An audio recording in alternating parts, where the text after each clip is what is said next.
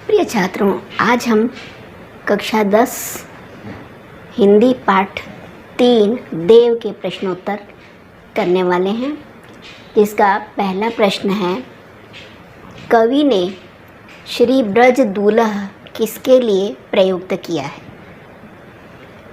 उत्तर है इसका, कवि ने श्री कृष्ण के लिए ब्रज दूल्हा शब्द का प्रयोग किया है। सनातन मान्यता के अनुसार श्री कृष्ण परात्पर ब्रह्म है, सर्वव्यापक और सृष्टि के नियंता हैं।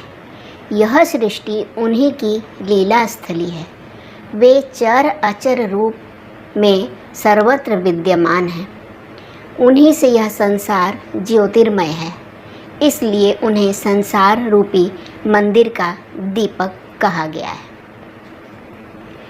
प्रश्न 2, पहले सवैये में से उन पंक्तियों को छांट कर लिखिए जिनमें अनुप्रास और रूपक का प्रयोग हुआ है। तो उनमें से ये कुछ पंक्तियाँ छांटकर हमने लिखी हैं। तो जिनमें अनुप्रास का प्रयोग हुआ है, यहाँ पे हमने क डाला उसके लिए अनुप्रास। कटिकिंकिन के धुन की मधुराई। इसके बाद है सांवर अंग लसै पट पीत। आगे है हियई हुलसे बनमाल सुहाई। इसके बाद है मंद हंसी मुख चंद जुन्हाई। और आखिरी है जय जग मंदिर दीपक सुंदर।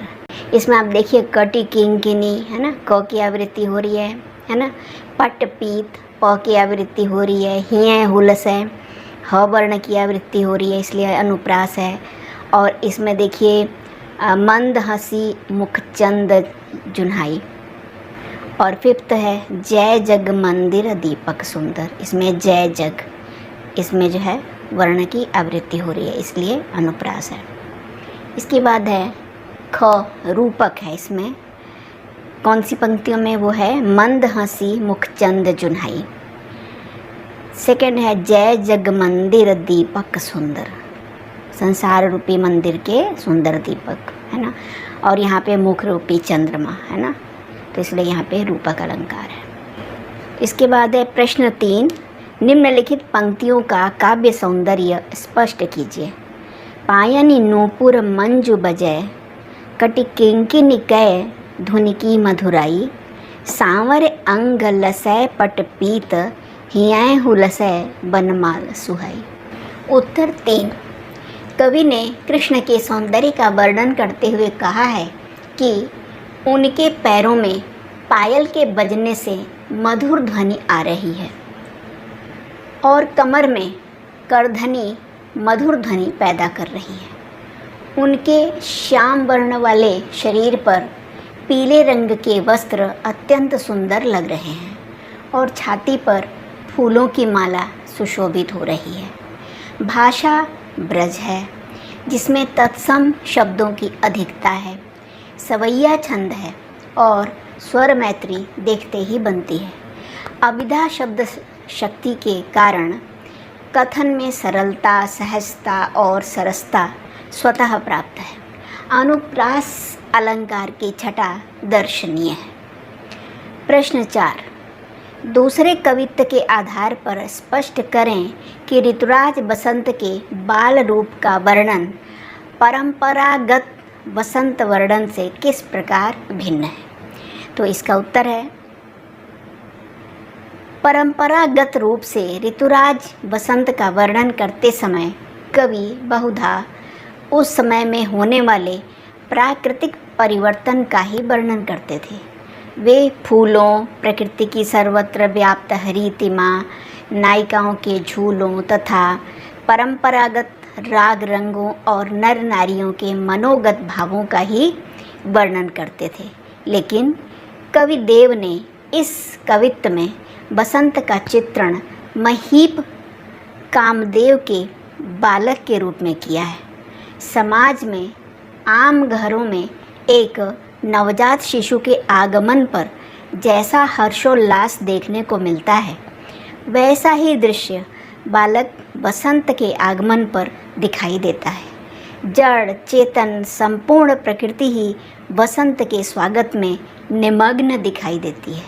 अतएव कह सकते हैं कि कवि देव का वसंत वर्णन परंपरागत वसंत वर्णन से पूर्णतः भिन्न है।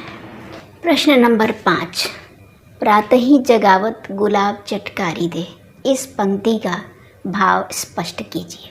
उत्तर, ऐसी पारंपरिक रूढ़ी है कि प्रातः जब कलियां फूलों के रूप में खिलती हैं तो वह चट की ध्वनि उत्पन्न करती हुई खिलती हैं। प्रातः जब ऐसी चट की ध्वनि करती हुई गुलाब के फूलों की कलियां खिलती हैं तो कवि को ऐसा प्रतीत होता है मानो वे कलियां चुटकी बजाकर बालक वसंत को जगा रही हों। प्रश्न 6, चांदनी रात की सुंदरता को कवि ने किन किन रूपों में देखा है? उत्तर, चांदनी रात की सुंदरता को कवि ने स्फटिक की शिलाओं से बने हुए सुधा मंदिर के रूप में देखा है।